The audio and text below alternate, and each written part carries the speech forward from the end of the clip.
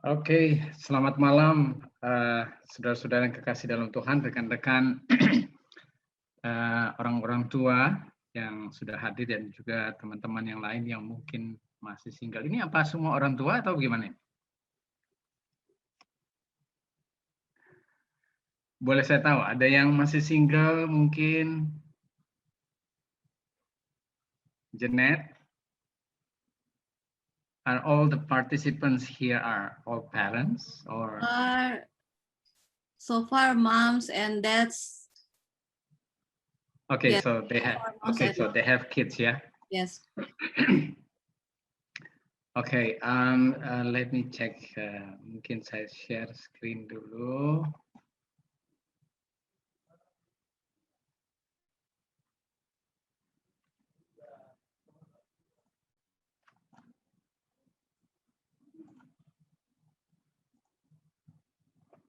Oke, mungkin pertama saya perlu memberikan info bahwa presentasi malam hari ini bukanlah mungkin seminar dalam arti yang berisi apa yang Anda expect ya, harapkan ada tips yang banyak berkaitan dengan topik pada malam hari ini. Tapi justru saya sudah sampaikan ke Jeanette, akan lebih baik kalau kita berbagi pengalaman serta ideas or even thoughts yang mungkin kita bisa belajar justru mendapatkan pelajaran dari masing-masing. Oleh karena realitanya adalah masing-masing yang punya keluarga dan punya anak-anak itu kondisinya pastinya berbeda. Berbeda dalam arti mulai dari kita mengacu pada latar belakang pendidikan orang tua ke kita sebagai orang tua dan bagaimana kita sebagai orang tua kemudian dealing dengan kita punya anak-anak sendiri. Dan terus terang tentunya Anda tidak ada yang tinggal bersama ini di rumah, pasti punya keluarga dan rumah tangga masing-masing. Jadi atmosfernya jelas berbeda, pasti berbeda. Dan pengalaman setiap orang dan anak itu jelas-jelas berbeda. Meskipun mungkin dalam konteks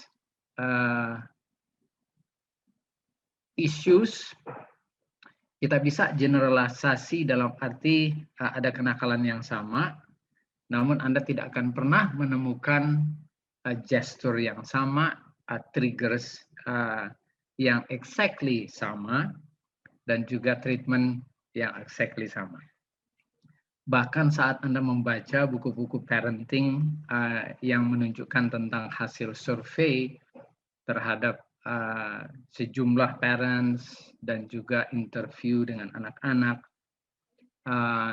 di daerah-daerah dan negara-negara tertentu, secara prinsip mungkin ada beberapa hal yang bisa kita ambil dan kita coba terapkan dalam situasi yang mungkin bisa adaptable, tapi belum tentu semua bisa dilakukan sama persis seperti hasil penelitian yang dilakukan. Itulah sebabnya kita perlu berhati-hati dalam menerapkan dan beranggapan bahwa ya udah ini buku sudah bestseller, jadi majority pasti berhasil, ya, karena bisa saja anak dari hasil keberhasilan penelitian tersebut dididik dalam konteks yang berbeda. Plus mungkin berbeda karena itu bukan anak Anda dan saya. Jadi every child is unique. We don't have the same children growing up into our family trees, so we don't expect we can treat them the same. Ya, mungkin ini yang kita perlu sadari sebagai orang tua supaya jangan kita mengambil kesimpulan bahwa apa yang dilakukan sama orang tua ini si A ke anaknya bisa kita terapkan ke kita sebagai orang tua dan anak kita. Ya, meskipun ada beberapa yang berhasil. Dalam arti kita ambil kesimpulan bahwa reaction and respond itu bisa sama, maka hasil mungkin akan mostly the same ya. Hasilnya akan bisa sama. Oleh karena triggernya bersama, reaction dan responnya sama, treatmentnya juga sama. So, makanya malam hari ini saya tidak banyak slide, hanya 12. Saya berharap akan bisa lebih banyak berdiskusi dan berbagi. Saya punya pengalaman tersendiri dengan latar belakang orang tua yang broken home, dengan anak-anak yang masih teenagers, masuk ke adolescence, ada challenges yang saya alami, yang saya bisa terapkan dalam kondisi saya sebagai orang tua di lingkungan keluarga saya sendiri, dan belum tentu ini bisa diterapkan ke Anda punya keluarga atau anak-anak. Itulah sebabnya saya menganjurkan kepada Jeanette untuk at least Anda dan teman-teman boleh terbuka untuk isu-isu yang Anda alami di rumah. Kemudian kita bisa berdiskusi bersama. Mungkin beberapa parents justru punya pengalaman, mungkin melihat dari orang tuanya, cara orang tuanya men-treat mereka waktu mereka masih anak-anak, atau bahkan ada yang mereka lihat pinpointnya sama, kita bisa diskusikan dan kita bisa mencari values yang bisa kita terapkan dalam rumah tangga kita masing-masing. Tentunya dalam situasi dan kondisi tertentu ya, tidak bisa kita generalize. Saya memberikan judul ini mempertimbangkan satu hal mendasar. Basically, cara kita merespon terhadap anak-anak yang melakukan kesalahan itu bisa berbeda dengan latar belakang treatment orang tua kita masing-masing waktu kita masih kecil. Ya, ada beberapa masukan dari pertanyaan yang saya berikan ke Jeanette, ya mungkin hanya sekitar 3 atau 4 orang tua yang memberikan respon, yang dari ungkapan dan ekspresinya itu memang relate ke apa yang dilakukan orang tuanya kepada mereka. So basically they are going to repeat what their parents before during their childhood. Ya, mungkin sebagian besar kita akan bilang it's natural, ya, wajar. Namun sebenarnya bisa tidak, because it depends on the children themselves whether they want to repeat the actions of their parents because they have no choice, or because they don't consider another alternatives or solutions to deal with the same issues with different brains. Ya, otak Anda bisa saja berbeda dengan otak anak-anak Anda sekarang. Untuk mencoba menyamakan cara Anda merespon terhadap orang tua Anda men-treat Anda waktu Anda masih kecil, masih anak-anak, dengan cara Anda sekarang men-treat anak-anak Anda dengan otak anak-anak Anda yang juga pastinya berbeda. Ya. Jadi ini yang perlu saya share, karena sebenarnya ini berkaitan dengan coping skills dari parents, supaya orang tua juga, kita juga tidak stres, kita juga tidak mengakibatkan anak-anak stres. Ya, kalau bisa disepakati. Jadi saya kasih subjudul itu, Connecting Your Child's Brain with Yours. Anda sebagai orang tua yang mungkin lebih punya hikmat dan kebijaksanaan serta pengetahuan karena Anda sudah pernah melaluinya lebih dahulu, harusnya Anda yang lebih banyak punya self-control, wisdom dibanding anak-anak Anda saat anak-anak Anda melakukan kesalahan. Ya, mudah-mudahan ditangkap idenya. Oke. Kita lihat dulu kondisi yang diungkapkan Rasul Paulus di 2 Timotius 3 ayat 1 sampai 7. Mereka yang punya Alkitab bahasa Indonesia mungkin ya ada beberapa terjemahan yang berbeda. Ketahuilah bahwa pada hari-hari terakhir akan datang masa yang sukar. Manusia akan mencintai dirinya sendiri. Ada enggak kita sebagai orang tua melihat kondisi anak-anak kita seperti demikian? Ini boleh aktifkan mic ya, maksudnya untuk mengekspresikan respon Anda. Apa ada anak-anak yang egois sekarang?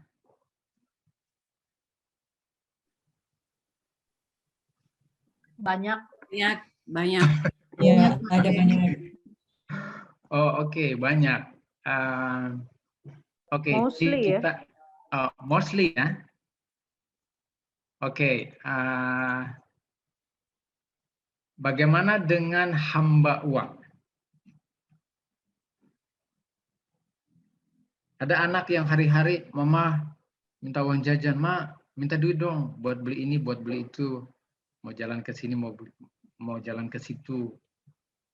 Ada lagi yang mau traktir temannya. Oh ya, banyak. Oke. Bagaimana dengan bualan? Membual, menyembungkan diri. How was it? Nggak kelihatan. Belum ya? Belum. Oke. Mudah-mudahan tidak ya. Bagaimana dengan memfitnah? Mungkin ada Tidak. siblings. Jadi kakaknya bikin sesuatu, terus kakaknya nuduh adiknya yang bikin. Saya cuma punya anak satu, jadinya Oh, oke, good. tidak bisa membandingkan. Ya. Oh, oke. Jadi punya opportunity ini untuk develop the only child to be more on thinking of others, even though there is not another one sibling around, ya, supaya mereka bisa belajar. Lalu berontak terhadap orang tua, bagaimana? Hebat. Iya. Oke. Ada yang stres orang tua di sini? Iya. Oke. Waktu Bagaimana? Silakan. waktu masih high school kali ya. Waktu masih high school pernah juga orang tua stres. Karena dia merasa kenapa kehidupan saya tidak sama dengan temannya. Kenapa teman saya bisa begini, saya enggak. Oke. Lalu dia judge parents-nya. Okay. So basically this child is comparing with the other child. Right. Ya. Oke. Kita bisa diskusikan nanti ya. Bagaimana dengan tidak tahu berterima kasih? Ada anak yang pas dikasih sesuatu terus kemudian tidak ada respon sama sekali and then just leave. Never say thank you. Oh, itu saya sudah ajar dari kecil. Okay, good. How about the Yeah. other parents?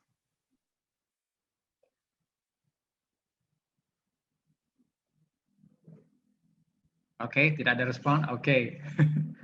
Bagaimana dengan tidak memperdulikan agama?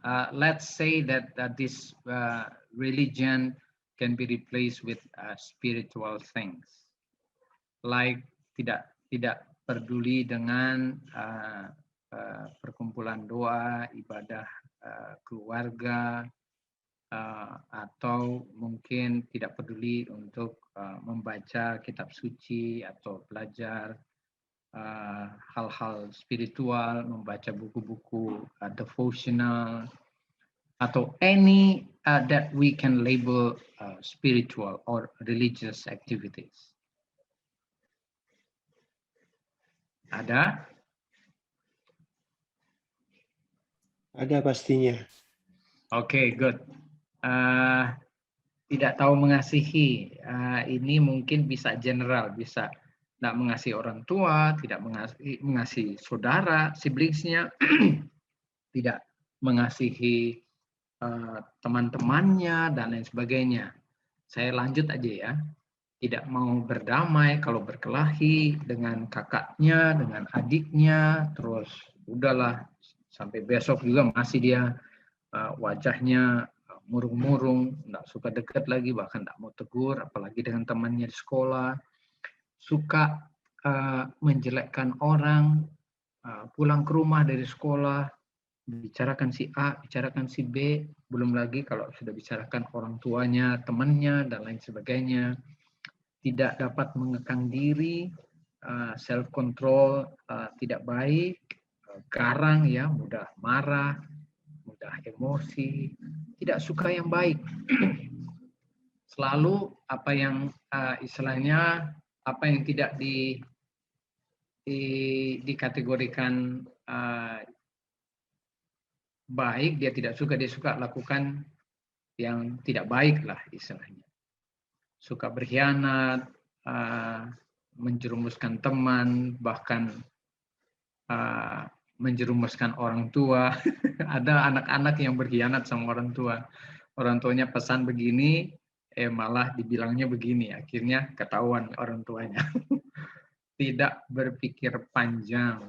Ya, intinya ini mungkin yang biasanya disinggung otak anak-anak itu lebih banyak di lower brains. Lower brains itu lebih mendominasi act before thinking.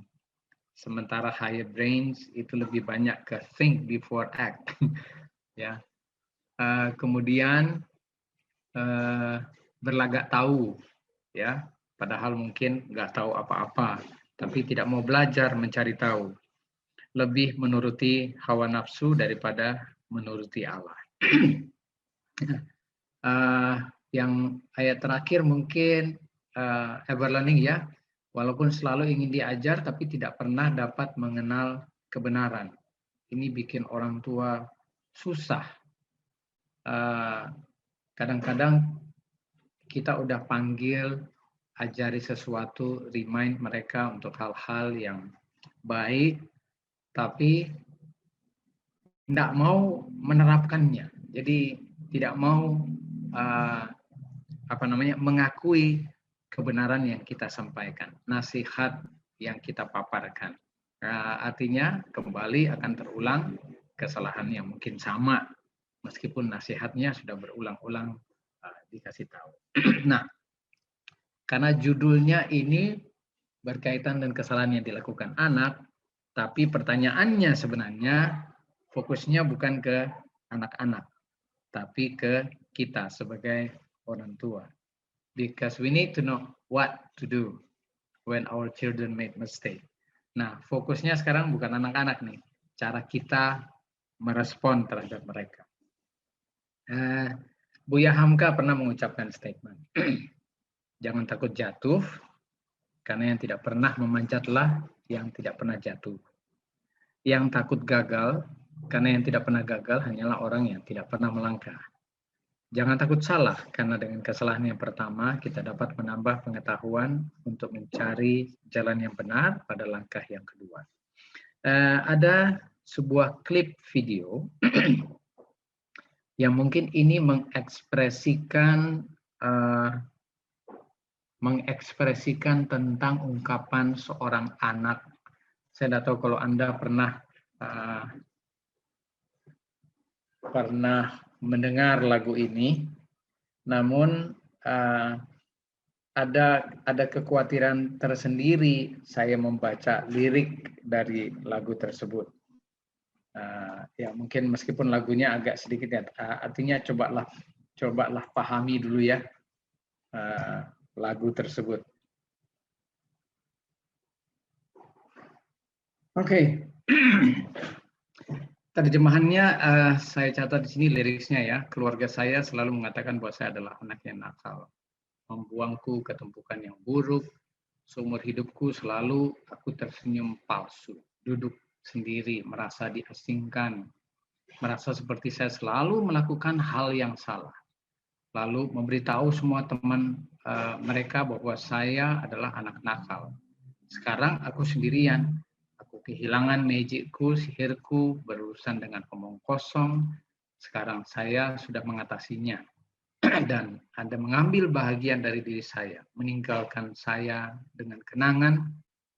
Kami tidak pernah menjadi keluarga, tidak pernah menjadi keluarga. Sekarang Anda berdiri di depan pintu saya seperti semua ini tidak terjadi sama sekali. Saya rasa saya akan selalu menjadi anak yang nakal, selalu menjadi anak gila. Karena kamu tidak pernah mengerti pikiranku yang aneh. Weird mind. Pikiranku yang aneh. Dan setiap orang di sini meragukan saya. Memberitahukan saya bahwa mereka bisa hidup tanpa saya. Karena mereka tidak akan pernah mengerti pikiranku yang aneh. Tidak pernah benar-benar menjadi orang yang bisa dihubungi. Bertingkah seolah hidupku sangat bersih sekarang, seperti semua yang saya lakukan hanyalah sebuah kekecewaan. Merasa seperti saya melakukan hal yang salah dan ya ini diulang-ulang dan ditutup dengan kalimat yang kembali mana ini? Ya, keluarga saya selalu mengatakan bahwa saya adalah anak yang nakal. Nah,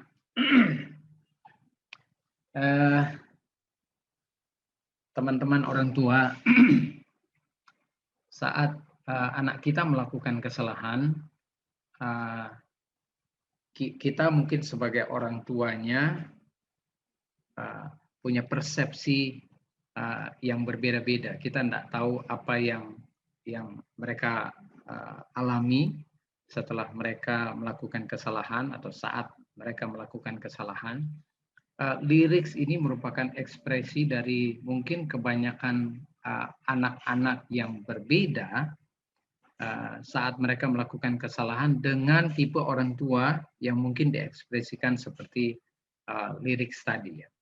Ada orang tua yang mengecam sampai memberikan label bahwa memang dia tidak akan pernah berubah, ya akan selalu melakukan hal yang salah.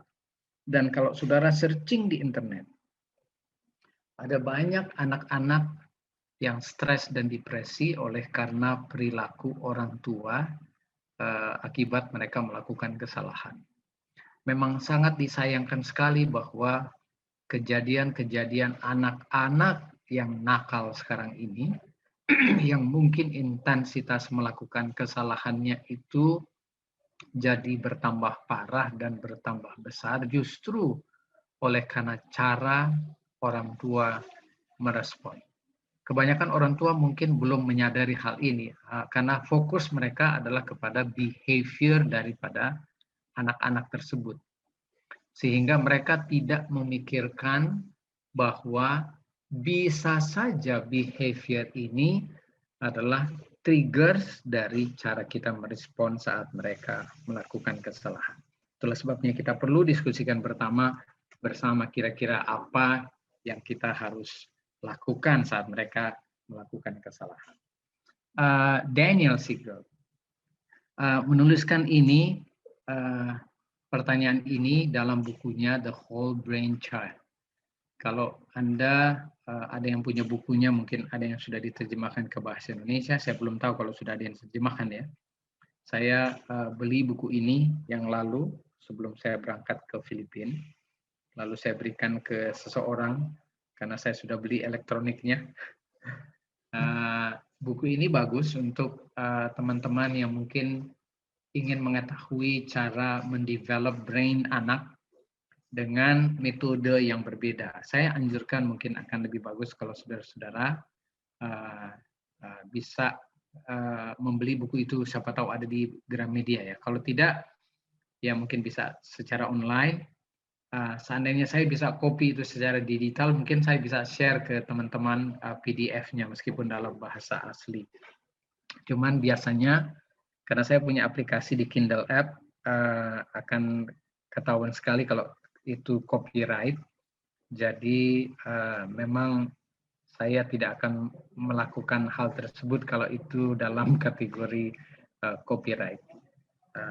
Sementara kalau saya menginsert kutipan saya, setiap kali kita mengcopy di Kindle akan selalu muncul sumber kutipannya, dan itu tidak boleh tidak disebutkan atau tidak boleh tidak dicatat berkaitan dengan etika. Ya, pertanyaannya, luangkan waktu sebenarnya untuk menanyakan kepada diri Anda apa yang sebenarnya Anda inginkan untuk anak-anak Anda. Kualitas apa yang Anda harap mereka kembangkan dan bawa dalam kehidupan mereka saat mereka dewasa. Ada beberapa hasil survei dari pertanyaan yang memang saya sudah ungkapkan tadi, agar supaya kita bisa share bersama di sini. Lalu terakhir saya berikan notes ke Janet supaya at least kita bisa belajar bersama, oleh karena situasi dan atmosfer kita sebagai orang tua itu berbeda. Terlepas dari mungkin buku yang sama kita baca, buku rumah tangga Advent kita baca, child guidance kita baca, atau buku-buku teknik mendidik anak yang mungkin ada di library Anda. Sebegitu banyak buku-buku mengajarkan kita sebagai orang tua bagaimana mendidik anak saat mereka melakukan kesalahan. Maka ending-endingnya nanti Anda mungkin ada yang ingat tipsnya. Tapi secara natural, saya ingin memastikan bahwa Allah sudah menciptakan otak kita sedemikian rupa sehingga elemen kebaikan itu masih ada di Anda punya neurons. Ya, terlepas dari mungkin DNA dan genetik dari orang tua dan grandparents masih terbawa, tapi genetik dan DNA dari nenek moyang kita pertama juga masih ada dalam diri kita, termasuk elemen kebaikan dan kejahatan yang mereka turunkan sejak di Taman Eden. Namun saya ingin memastikan bahwa saat Anda baca Kejadian pasal 1 ayat 26 yang mengatakan bahwa God created us in His image, basically all generations, all human beings have that kind of image within their own brain. It depends how we develop it. Ya, nah kita yang mungkin religious systemnya, religious beliefnya itu adalah pengikut Yesus, maka petuah dan nasihat firman Tuhan itu begitu banyak yang memang harus kita pahami dan mengerti untuk bisa diturunkan dari generasi ke generasi. Jadi elemen-elemen nasihat kebijaksanaan itu tidak boleh berhenti hanya di kita, harus terus kita turunkan ke anak-anak. Bahkan saat menghadapi mereka melakukan kesalahan. Dan Anda dan saya memiliki reaksi yang berbeda saat anak-anak kita melakukan kesalahan. Ya, kecuali Anda tidak pernah mengalaminya. Kalau Anda memang adalah anak yang sama sekali tidak melakukan kesalahan, jangan berekspresi kepada anak-anak Anda seakan-akan Anda lebih suci dan lebih sempurna dari mereka. Ya. Setelah diteliti, inilah hasil reaksi dari orang tua saat anak-anak mereka melakukan kesalahan. Ya, gambarnya ini saya taruh terbalik. Ya, kalau Anda marah, Anda akan melihat diri Anda di anak Anda. Yang pertama, respon yang ini list dari prioritas teratas ya, tentang reaksi parents. You might criticize them. Anda akan mungkin mengkritisi mereka karena Anda merasa Anda lebih baik, sudah punya pengalaman sebagai orang tua, lalu Anda langsung semerta-merta mengkritisi mereka atau bahkan berteriak kepada mereka, yelling, shout at them. Ada yang histeris dan bahkan berteriak. Kemudian ya, give them a smack, ya. Ada beberapa respon orang tua yang nyubit. Ya. Saya pernah melihat dengan mata kepala saya sendiri seorang ibu mencubit dengan keras anaknya yang berumur 1,5 tahun yang baru saja menjatuhkan gelas milik gereja. Gelas itu pecah, lalu semerta-merta automatically ini sang ibu langsung mencubit sampai anak itu menangis. Sementara gelasnya tidak bernyawa. Lalu kemudian menghukum, ya, bisa saja Anda dan saya menghukum anak tersebut. Saya pribadi pernah melakukan hal tersebut terhadap anak laki-laki saya. Dan memang dampaknya itu saya tidak bisa hilangkan. Dia akan ingat selalu itu, meskipun saya bisa lihat perubahan perilakunya sekarang, namun memori itu tidak akan pernah hilang. Jadi waktu saya berbicara di PIC yang lalu, Philippine International Church di AUP, saat saya menceritakan pengalaman melakukan sebuah tindakan yang mungkin adalah ekspresi emosional saya waktu saya tidak bisa mengontrol emosi saya.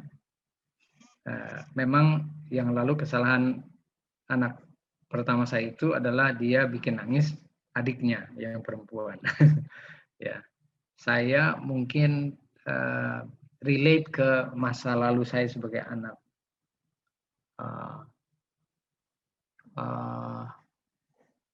Pengalaman masa lalu itu biasanya akan terngiang saat kejadian yang sama dihadapi oleh anak-anak kita, dilakukan oleh anak-anak kita. Sebenarnya pengalaman masa lalu saya bukan karena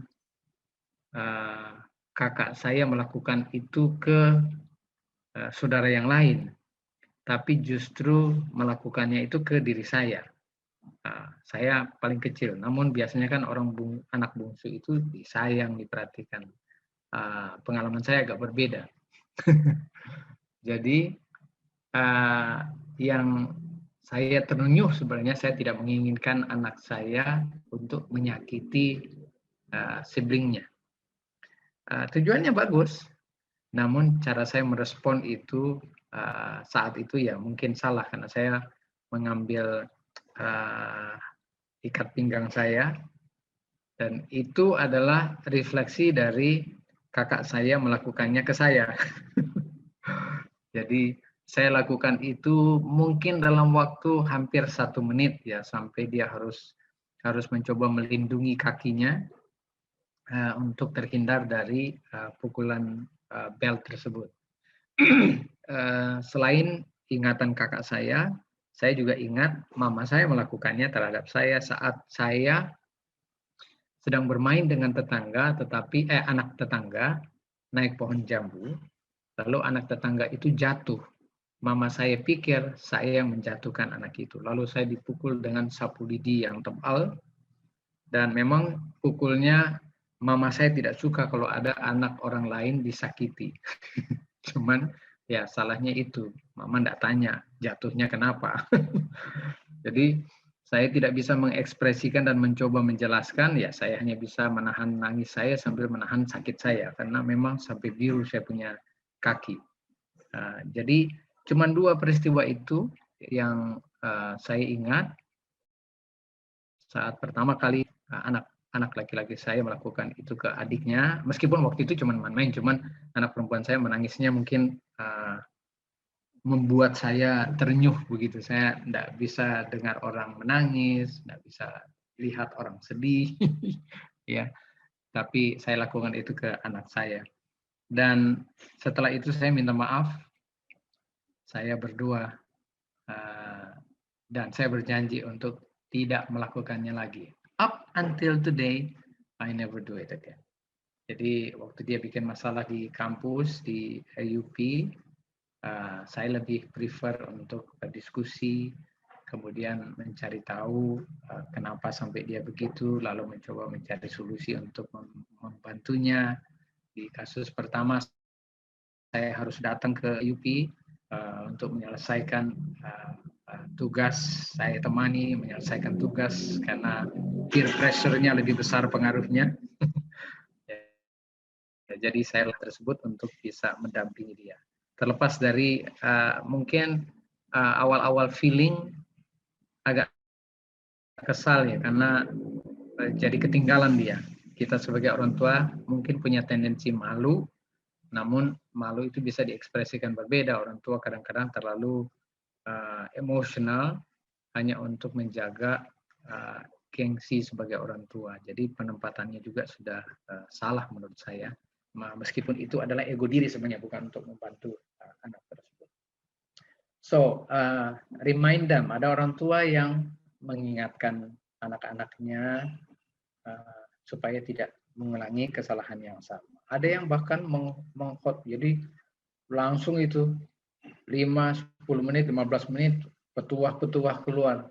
Tidak peduli itu anak siap untuk mendengar atau lagi stres juga karena dia melakukan kesalahan aja udah bikin stres, apalagi didengarin lagi khotbah yang menekan-nekan, meskipun maksudnya baik ya, mungkin momennya saja yang tidak pas.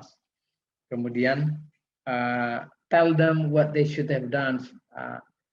Seharusnya kamu tidak lakukan yang seperti ini. Mungkin kalimat yang kasar, kata-kata juga agak kasar, dan memberikan sigman bahwa mereka seharusnya tidak lakukan hal demikian. Namun faktanya, ya itu sudah terjadi. So basically, tidak perlu diekspos lagi ya. Ada cara lain mungkin kita bisa mengarahkan supaya anak bisa memahami dari kesalahan yang kita diskusikan nanti ya. Argue with them.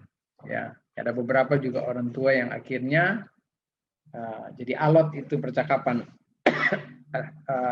Belum lagi kalau si anak terus akhirnya membela diri dan cenderung berbohong untuk menghindari proses ke percakapan selanjutnya. Kemudian bahkan mengancam. Mengancam ini bisa banyak hal. Apa enggak akan kasih lagi kamu pulsa? Enggak akan kasih lagi kamu jalan sama teman-teman. Enggak ada hadiah ulang tahun ini. Ya. Enggak boleh keluar dengan teman-teman. Enggak boleh lagi pakai motor. Dan lain sebagainya. Ada banyaklah dengan ancaman konsekuensi. Atau you might call them names such as stupid, ya dumb, idiot, label-label ini mulai keluar. Dan terlepas dari anak ini mau terima atau tidak, basically semua kata-kata yang kita ucapkan sudah terekam lewat pendengaran, indera pendengaran. Dan itu masuk ke dalam otak anak-anak, tersimpan, terekam dengan image, situasi dan kondisi di mana orang tua menyebutkan dan mengungkapkan statement itu, kemudian menjadi satu paket informasi yang mungkin akan muncul di kemudian hari saat mereka melakukan kesalahan yang sama. Mereka bisa duga bahwa statement yang sama akan keluar kalau orang tuanya tidak berubah atau kalau mereka tetap melakukan hal yang sama. Yang parahnya lagi, mungkin ada orang tua yang sudah Kristen, sudah Advent, masih menggunakan nama-nama kebun binatang. Ya, saya rasa ini juga kita perlu diskusikan, kita perlu pelajari dengan baik agar supaya kita tidak menciptakan sebuah generasi yang justru akan mengulangi kesalahan yang sama, di mana orang tua kita mungkin pernah melakukannya ke kita, kita juga akhirnya mengulangi hal yang sama terhadap kita punya generasi. Ya, oke. Saya hanya memberikan, ini masih ada 3, 10 ways to help children and teens learn from a mistake. Acknowledge that you don't expect them to be perfect. Mungkin ini jangan disalahpahami. Kita tahu secara alkitabiah bahwa kita mau anak-anak kita sempurna sebagaimana Tuhan menginginkan kita sempurna. But basically we don't force them to do that as long as they don't have the capacity, the capability in doing that. Kita harus menemani mereka untuk mengakui situasi saat itu, saat mereka melakukan kesalahan. Bukan we don't expect them to be perfect dalam arti mereka tidak akan pernah melakukan kesalahan. Ya, mereka kita harus mengakui bahwa anak kita melakukan kesalahan dan secara bertahap dalam proses mereka bisa mencapai kesempurnaan dengan proses bimbingan, arahan, pendampingan, dan lain sebagainya. Saya perlu sempurnakan ini berdasarkan pengalaman, karena tiap anak bisa saja berbeda. Ya, let them know your love is unconditional. Mungkin sepertinya sulit kalau melihat kondisi-kondisi dari latar belakang orang tua yang berbeda. Namun Anda dan saya tidak punya pilihan lain untuk mengekspresikan unconditional love, khususnya kepada anak kita, regardless of their mistake, ya, or lapses in judgment. Karena bagaimanapun juga Tuhan sudah mengekspresikan unconditional love itu saat kita melakukan kesalahan sebagai orang tua yang tidak diketahui oleh anak-anak kita. Ya, so we need to do the same to our children whenever they make mistakes. Don't rescue kids from their mistake. Instead focus on the solution. Artinya, karena ini kan sudah terjadi. So, yang harus jadi fokus adalah memang solusi.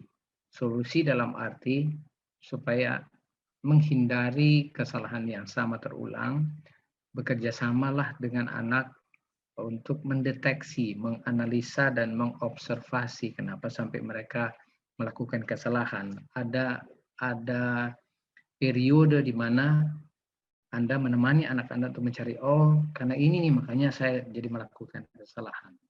Dan itu harus didetek dengan detail bersama dengan anak, supaya anak juga punya pemahaman untuk menghindari kesalahan tersebut. Maka ini yang harus dihindari. Ini yang harus dilakukan. Kalau anak tidak didampingi, nanti mereka bisa cari solusi sendiri dan bahkan bisa mengulangi kesalahan yang sama. Itulah perlunya pendampingan. Encourage children to take responsibility for their mistake and not blame others. Take responsibility for mistake ini kadang-kadang sulit ya, karena ada orang tua yang langsung mempunish. Jadi anak susah untuk mengambil keputusan mengakui kesalahan mereka sebelum menerima konsekuensi dari apa yang mereka lakukan.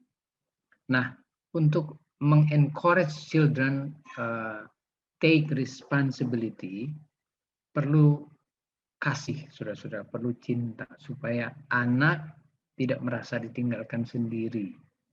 Ya, dia harus diberi support untuk berani mengambil tanggung jawab terhadap kesalahan. Dan kita harus ajari mereka bahwa saya ulang-ulang kasih tahu sama anak-anak saya, Papa tidak akan marah terhadap teman-temanmu yang bujuk kamu untuk ikut melakukan kesalahan, teman-teman yang menggoda kamu tuh, karena itu bergantung pada pilihan kamu. You have choices to make. Mereka tidak bisa kita salahkan. Mereka mungkin digunakan oleh setan ya untuk menggoda dan menjatuhkan anak-anak yang lain. Tapi tiap anak punya hak, punya power of choice untuk memilih tidak menerima godaan. So basically kalau kamu jatuh, kamu memutuskan untuk tergoda, basically you are the one who will take responsibility, not your friends. Ya, take responsibility because of the choices to make mistakes.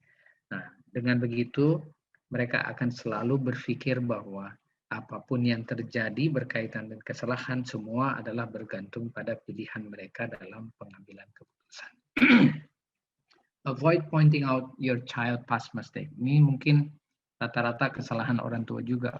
Kamu masih ingat nggak? Dulu kamu pernah begini. Kenapa bikin lagi? Ya, jangan mengulangi dan membuat memori itu muncul dan diasosiasi dengan kesalahan ya sekarang. Selesaikan saja kesalahan itu. Seakan-akan masa lalu yang mereka pernah lakukan kesalahan itu tidak menambah berat beban mereka saat mereka melakukan kesalahan yang sama yang berulang. Mungkin konteksnya yang berbeda. Ya, supaya supaya mereka punya spirit tidak semakin terpuruk untuk mencoba memperbaiki behavior mereka kemudian. Praise children for their ability to admit their mistake. Ini adalah men-strengthen their ability to admit mistake. Dengan begitu, anak akan punya pola pikir bahwa orang tua saya ternyata adalah tipe orang tua yang mau menerima kenyataan bahwa anaknya pernah melakukan kesalahan. Dan tindakan mengakui itu adalah alkitabiah. Ya. Jika kita mengaku dosa kita, maka Allah adalah setia dan adil untuk kita. Ini sebagai orang tua adalah refleksi daripada tindakan Allah. Jadi kalau tindakan Anda hanya berdasarkan self, maka tentunya ini akan berdampak terhadap generasi Anda. Kalau Allah melakukan apa yang Allah lakukan terhadap Anda, seharusnya itu adalah refleksi dari tindakan Anda kepada anak-anak Anda. Kemudian praise juga, praise children for their efforts and courage to overcome setbacks. Ya, berikan dukungan, berikan pujian saat mereka memang sudah berupaya keras ya untuk mencari solusi dan mengalahkan mereka punya kelemahan dan kekurangan mereka. Tingkatkan, kamu sudah lakukan yang terbaik, upayakan untuk konsisten melakukannya terus supaya bisa lebih sempurna di kemudian hari. Mentor your child on how to apologize when their mistake have hurt others. Ya, ada anak-anak yang ya mungkin karena malu juga atau bahkan takut, jadi nggak berani mengakui, apalagi kalau ketemu orang-orang tua dari teman-temannya yang disakitin. Itu beda dengan kita sebagai orang tuanya. Respon orang tua anak-anak lain mungkin berbeda saat anak Anda mungkin menyakiti atau berbuat kesalahan terhadap anak-anak mereka. Ya, dampingi, latih dan temani mereka untuk berani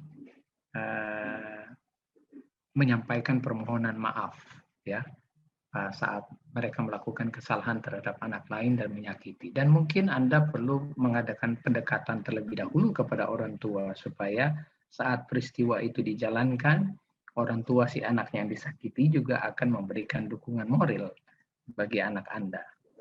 Help kids look at the good side of getting things wrong. Ada sisi baik mana yang Anda bisa lebih jeli melihat dibanding anak melihat dia sudah menyakiti orang tuanya. Nah, kita harus lebih banyak mengekspos sisi baik dari kesalahan yang mereka miliki. Salah satu contoh saat mereka mengakui kesalahan, that's the good point, that's the good side. Belum lagi kalau mereka yang mengucapkan statement, memiliki komitmen dan berjanji untuk tidak mengulangi, it's good. Tapi bagaimana kalau misalnya mereka mengulangi kembali? I'll be there for you. Ya, I will support sebagai orang tua untuk mendampingi supaya kamu tidak bisa mengulangi kesalahan yang sama. Tadi saya sudah singgung tentang downstairs and upstairs brain. Kalau Anda lihat, ini perlu diseimbangkan. Ya, Anda lihat otak kiri dan otak kanan dengan fungsi yang berbeda. Kalau lihat anak itu punya kelebihan di otak kiri, maka Anda harus berikan dukungan untuk dia bisa mengaktifkan juga otak kanannya. Ya, anak-anak yang pintar, logic, analisis, verbal, science, dan math, itu harus diseimbangkan dengan otak kanannya. Creativity, imagination, intuition, insight, non-verbal, emotions, dan lain sebagainya. Supaya apa, saudara-saudara? Supaya dengan otak yang balance, anak itu punya kemampuan yang seimbang untuk mengatasi kalau ada masalah yang lebih dominan di sebelah kiri, mereka tidak terlatih karena otak kanannya tidak banyak teraktivasi. Ada yang failed dengan matematikanya misalnya, terus langsung putus asa. Sebenarnya bisa dilatih untuk emotionsnya di bagian kanan untuk bisa teraktivasi. Orang tua lah punya tanggung jawab untuk mendampingi supaya mereka bisa mengatasinya, mengatasi emosi, mencari solusi supaya tidak gagal lagi. Bagaimana caranya masing-masing kita punya situasi dan kondisi berbeda, tapi prinsipnya tetap sama. Dampingilah mereka untuk bisa lebih menerima kenyataan secara emosi dan belajar mencari solusi yang terbaik di kemudian hari. Saya ada singgung tadi yang downstairs, functions dari brain itu act before we think, itu kebanyakan anak-anak, ini kebanyakan orang tua ya, think before we act. Jadi kalau Anda perhatikan dua fungsi ini, maka Anda perlu menyeimbangkan semua posisi atas, bawah, kiri, kanan harus seimbang. Memang kita tidak bisa pungkiri ada individu yang memilih untuk lebih dominan otak kiri dan lebih dominan otak kanan. Ya, kita tidak bisa kontrol itu. Namun kita bisa mulai dari kita punya anak-anak agar mereka punya otak yang seimbang mulai dari dini. Mungkin dari remaja mid-20s perlu pendampingan ekstra. Kalau Anda memang perlu memiliki keinginan supaya tetap mereka bisa belajar untuk menyeimbangkan mereka punya otak. Nah, child guidance halaman 244. Saya punya dua slide terakhir. Coba Anda perhatikan kutipan ini. Sementara Anda melakukan ini, carilah Tuhan bersama anak-anak Anda. Mintalah Tuhan untuk masuk dan memerintah. Bukan Anda yang memerintah ya. Mintalah Tuhan untuk masuk dan memerintah. Anak-anak Anda mungkin telah melakukan sesuatu yang menuntut hukuman. Tapi, jika Anda memperlakukan mereka dalam roh Kristus, lengan mereka akan terangkul di leher Anda. This is an expression of love from your children to you as parents. Because the way you treat them is basically God's Spirit. Mereka akan merendahkan diri di hadapan Tuhan dan akan mengakui kesalahan mereka. Dan Ellen White bilang, that's enough. Yeah, that's enough. Because of your love, even they did great mistakes, tapi kasih Anda dalam menangani mereka saat mereka melakukan kesalahan menunjukkan kasih Allah, maka mereka akan lebih mencintai Anda. Gantinya jadi takut, stres, atau depresi karena terlalu tertekan dengan tindakan Anda yang berbeda. Maka mereka tidak membutuhkan hukuman. Why they always being judged and punished? Ya, karena initiate orang tua. Kita mungkin tidak sabar, oleh karena mungkin kita pikir, kita ambil kesimpulan sudah terlalu kelewatan, sehingga mereka benar-benar harus dihukum. Padahal menurut konsep Mrs. White, itulah perlu ketekunan dan kesabaran sebagai orang tua. Meskipun tidak semua orang tua, tapi tidak ada cara lain sih kalau ingin mendapatkan respon seperti apa yang diungkapkan Ellen White, bahwa Anda akan dirangkul oleh anak Anda akan mendekap Anda, kemudian Anda mungkin dengarkan kalimat, Mom, you are the best mom. Mom and Dad, you are the best parent because you love me anyway. Ya. Dan ya, saya tidak tahu ya, reaksi anak mungkin berbeda. Tapi saat Anda mendengar itu, mungkin hati Anda akan terenyuh. Saat Anda mengasihi anak Anda yang melakukan kesalahan dan tetap mengasihi mereka, maka Anda akan menuai kasih kembali dari anak-anak Anda. Sama seperti Allah lewat Yesus Kristus turun ke dunia untuk menyelamatkan Anda ketika Anda dan saya masih berdosa. That's His great love. Ya, kita bersyukur. Marilah kita bersyukur kepada Tuhan karena Dia telah membukakan jalan bagi kita untuk menjangkau jiwa. Jadi bagaimanapun juga anak Anda itu adalah soul yang Anda harus selamatkan. Jangan mereka justru hilang karena cara Anda merespon saat mereka melakukan kesalahan. Kita menginjil keluar, anak kita sendiri hilang oleh karena cara kita merespon yang tidak sepantasnya. Slide terakhir. Jika anak-anak Anda tidak patuh, mereka harus dikoreksi. Sebelum mengoreksi mereka, pergilah sendiri dan minta Tuhan untuk melembutkan dan menundukkan hati anak-anak Anda dan memberi Anda kebijaksanaan dalam menangani mereka. Saya ulangi nih, sebelum mengoreksi mereka saat mereka melakukan kesalahan.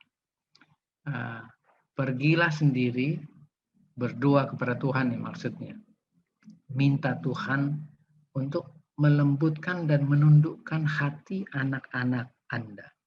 Pernah enggak Anda lakukan ini? Atau Anda automatically langsung bereaksi? Kebanyakan kayaknya sepertinya ya langsung bereaksi ya. Mungkin jarang ada yang pergi sendiri dalam arti enggak harus Anda pergi ke kamar. Anda mungkin bisa take how many minutes ya untuk berdoa dalam hati. You can do that. I always do that. Ya, kalau pas melihat ini, biasanya saya terus tarik napas untuk mengambil spasi, talk with my God. Lord, what should I do? Yeah, this is probably shameful in front of the public, but I don't want to respond because of my uncontrolled spirit in public to respond. Maksudnya tidak benar di hadapan Tuhan. So I have to talk with the Lord and ask for wisdom in order to respond properly or wisely before I act. Ini sudah metodenya memang Ellen White sudah sampaikan, ya, supaya apa yang kita tidak sanggup lakukan, kita minta Tuhan lakukan. Apa yang kita punya kapasitas untuk lakukan, kita minta Tuhan menolong kita dengan hikmat untuk bisa kita lakukan. Sisanya the rest God will do. Tidak pernah dalam satu contoh pun saya tahu metode ini gagal. Coba ingat saudara-saudara. Kita mencoba mencari metode orang lain. Mungkin family experts outside. Ellen White has good advices for us as parents. Dan apa yang dilakukan ini sebenarnya sederhana. Nggak, mungkin ada banyak yang Anda baca statement. Tapi saat membaca ini, kemudian Ellen White menjelaskan statementnya ini tidak pernah, never in a single instance have I known this method to fail. When you immediately talk to God, ask the Lord to soften and subdue the hearts of your children and give you wisdom in dealing with them because they are your children. They are your DNA. Ya, Anda tidak dapat membuat seorang anak memahami hal-hal spiritual ketika hati digerakkan oleh passions, oleh nafsu, oleh emotional. So, saya tutup dengan ini supaya kita bisa berdiskusi lah. Apa yang kuperintahkan kepadamu pada hari ini haruslah engkau perhatikan. Haruslah engkau mengajarkannya berulang-ulang kepada anak-anakmu. Ini yang psikologis yang sebenarnya saintis ya, neurologis juga akhirnya mengakui bahwa God's wisdom, God's word is really, really scientific. scientifically proven. Ya, repetition it's good for your brain. It's good for your child's brain. Ya, harus ulang-ulang dikasih tahu ke anak-anak. Kita juga harus mengulangi hal-hal yang baik. Membicarakannya bila duduk di rumah, bila sedang dalam perjalanan. Apalagi engkau berbaring dan apalagi engkau bangun. Sudah lihat teknologi sekarang? Lihat ya anak-anak. Baru bangun sudah gadget. Ya, di jalan mau pergi kuliah, mau pergi kerja, mau pergi kantor, gadget. Ya, dalam perjalanan begitu. Semua orang kepala nunduk. Anak-anak juga begitu. Apabila engkau berbaring, ya berbaring. Lihat juga gadget. Apalagi bangun, langsung gadget lagi ulang. Sebenarnya itu bisa dimanfaatkan. Tinggal di-encourage. Gadgetnya nggak salah, saudara-saudara. Kita nggak bisa salahkan gadget. Yang kita mau train, develop adalah coping skills dari anak-anak. The willpower dari kita punya anak-anak. Untuk mereka lah yang mengontrol gadget mereka. Dengan demikian, Anda nggak perlu resah kalau dikasih memberikan gadget kepada anak-anak. Kalau self-control mereka, willpower mereka sudah baik. Ya. Itu harus diikat pada tangan, lambang pada dahi. Artinya begini, harus ada di mindset. Supaya mindset ini yang mengontrol deeds. Ya, itu akan bisa dipraktekkan sehari-hari. Dan rasa aman kok. Saya bilang sama anak-anak saya, if you keep that in your mind, and then always remember that God is watching you. And then your parents' words, yeah, always being remembered. Every time you do this, you remember, Papa sudah bilang begini, Papa pesan begini, Mama pesan begini. So as they did that in repetition, their memories in terms of remembering good advices and wisdom will develop stronger. Dengan demikian mereka jadi individu yang independent. Independent dalam arti in making decisions to choose from right and wrong. And this will help them to avoid making the same mistakes if they remember them, the good wisdom very well. Dan prinsip di Ulangan pasal 6 ayat 6-9 ini benar-benar merupakan metode yang secara saintifik adalah fungsi otak dalam menerima input, mendevelop character and behavior. Jadi saya pikir mungkin ini perlu diingat sebagai orang tua dalam arti begini, kalau tiba-tiba anak-anak melakukan kesalahan lalu kita terceplos gitu, maksudnya tidak terkontrol mengekspresikan kemarahan, itu sebuah tindakan yang kalau Anda lakukan terus-terus setiap kali anak melakukan kesalahan, it will become stronger. Ya, Anda akan jadi figur orang tua yang selalu automatically respond with the emotional, not being controlled. Ya. Mungkin sampai di situ saja yang saya bisa sharing. Kita bisa berdiskusi, mungkin ada tambahan dari teman-teman sebagai orang tua dengan isu-isu yang berbeda di lingkungan saudara-saudara. Saya stop sharing dulu deh. Semoga diberkati ya.